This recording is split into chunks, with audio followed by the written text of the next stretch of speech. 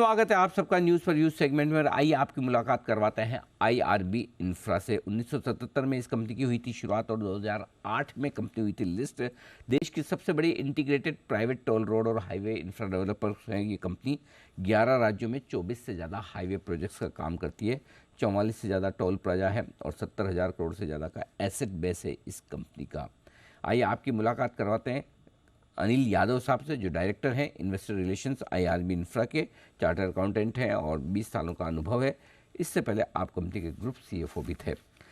नतीजे कल बाजार बंद होने के बाद आए शाम 5 बजे 31 जुलाई यानी कि कल ही, और नतीजे थोड़े कमज़ोर नजर आ रहे हैं। आय में दिखी है 15% की कमी, 1634 करोड़ का है आंकड़ा। कामकाजी मुनाफा 777 करोड़ पहुंचा है, 27% की कमी यहाँ पर भी है। और मार्जिन 55% से घटकर 48% के आसपास पहुंचे और मुनाफे में 63% की कमी दिखी है, 363 करोड़ से 134 करोड़। आइए जानते हैं क्या है वजह इन नंबर्स के पीछे।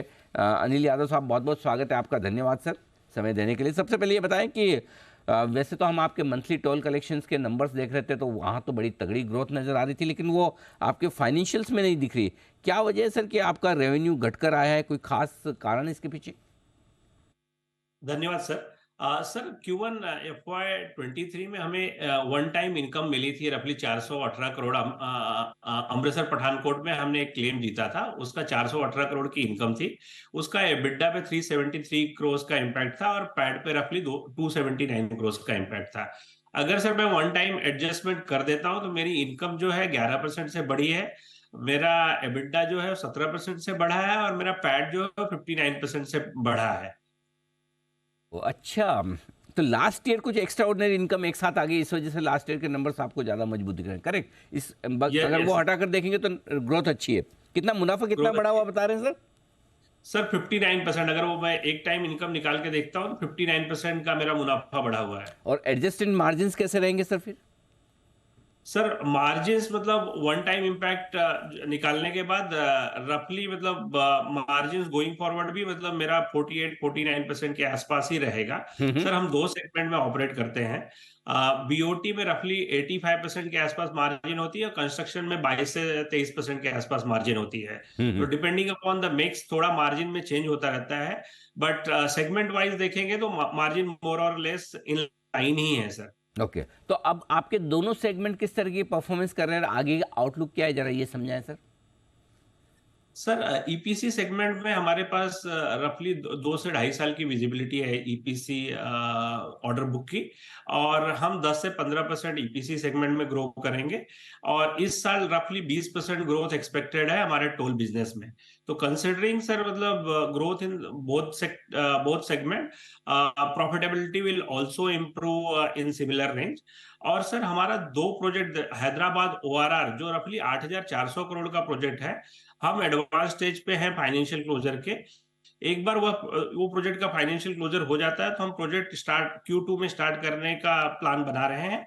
एक बार वो प्रोजेक्ट स्टार्ट हो जाएगा तो Q3 एंड Q4 में उसका टोल रेवेन्यू भी आएगा, कंस्ट्रक्शन रेवेन्यू भी आएगा। Similar is the case with Samakhali project also, which is BOT project in state of Gujarat, and उसकी साइज सर रफली 2,000 करोड़ के आसपास है। यादव साहब, एक चीज़ बताएं कि किस तरह की ग्रोथ की उम्मीद इस फाइनेंशियल ईयर में टोल कलेक्शन में की जाए, और क्या ये जो फास्टैग अब धीरे धीरे सब जगह कंपलसरी हो गया है, उसके बाद क्या वाकई में टोल कलेक्शन में बढ़ोतरी देखने को मिल रही है अच्छी?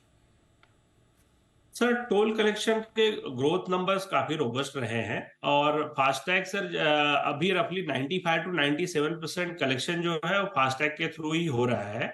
और अगर आईआरबी के बिजनेस की बात करें तो रफली हमने मतलब 15% का ग्रोथ देखा है इस क्वार्टर में। और अगर हम प्राइवेट इन्वेंट की बात करें जिसमें हम 51% ओन करते हैं, उसमें रफली 22% की ग्रोथ हमने इस क्वार्टर में देखी है। और आगे Q3 and Q4 typically sir मतलब बेटर होता है टोल बिजनेस के लिए, तो आगे हमें और बेटर ग्रोथ देखने को मिलेगी। ओके, बिल्कुल ठीक बात है। अच्छा, एक और चीज़ बताएं सर, आपने अक्टूबर 2021 में कहा भी था कि कुछ आप नॉन कोर एसेट्स है वो मोनेटाइज करना चाहते हैं। कहाँ तक बात बनी है और क्या प्रोग्रेस है सर वहाँ पर? सर नॉन कोर में असेट्स में in terms of monetization of the non core, sir हमारे पास मतलब ओवरऑल 70,000 करोड़ में नॉन कोर असेट में इन्वेस्टमेंट बहुत ही कम है। एयरपोर्ट है वो जस्ट ऑपरेशनल हुआ है, और अभी मतलब एक बार मतलब वो फुल्ली ऑपरेशनल हो जाएगा, उस टाइम हम बेचने का सोचेंगे। और sir with respect to the promoters, मतलब buying the sum stake in the real estate, that will happen over the period of 3 years। Okay, और पूरे साल भर के लिए किस तरह का आउटलुक या गाइडेंस अगर आप देना चाहें सर? सर ऑर्डर बुक हम चूंकि एनएचआई ने ऑलरेडी लास्ट ईयर 6,000 करोड़ के ऑर्डर अवार्ड किए थे, इस बार वो 20% हायर ग्रोथ की बात कर रहे हैं, तो ऑर्डर बुक रोबस्ट लग रहा है। कंसिडरिंग द जनरल इलेक्शन, जो भी ऑर्डर बुक अवार्ड होगी दिसंबर जनवरी तक अवार्ड हो जाएगी। एनएचआई ने 46 टीओटी प्रोजेक्ट ऑलरेडी उनके वेबसाइट पे डाले हुए हैं, उसमें से कुछ प्रोजेक्ट की बिडिंग स्टार्ट भी हो गई है, और उनका रफली 2600 किलोमीटर प्लस किलोमीटर का लेंथ है। तो अच्छी पाइपलाइन है। हमारा डेट इक्विटी सर 0.75:1 से भी कम है। तो considering the healthy balance sheet, this is good opportunity for company to grab the opportunity which will be unfolding. Perfect Yadav साहब, बहुत बहुत धन्यवाद आपका समय देने के लिए और नतीजों पर विस्तार से धन्यवाद। बातचीत करने के लिए।